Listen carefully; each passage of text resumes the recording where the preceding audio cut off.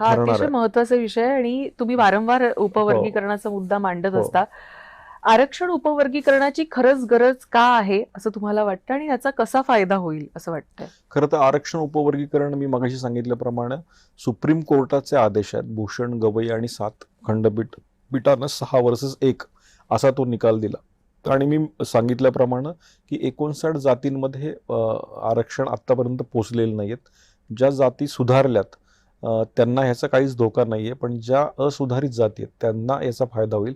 त्यात शिक्षणामध्ये त्यांना फायदा होईल, स्पर्धा परीक्षांमध्ये फायदा होईल किंवा तुम्हाला आज आरक्षित भूखंड MIDCचे असतात तेही मिळत नाही, त्यात फायदा होईल. स्किल डेव्हलपमेंटमध्ये फायदा होईल. मला असं वाटतं की ज्या जातींना आजपर्यंत सरकारी नोकऱ्यांमध्ये प्रतिनिधित्व नाही आहे, MPSC UPSC मध्ये प्रतिनिधित्व नाही आहे, अशा लोकांना या आरक्षण उपवर्गीकरणाचा नक्की फायदा होईल. आणि ज्या सुधारित जमातीत त्यांना तोटा नक्कीच होणार नाही. पण सुधारितमध्येही आज अनेक लोक आजही वंचित आहेत, त्यांना याचा फायदा होईल.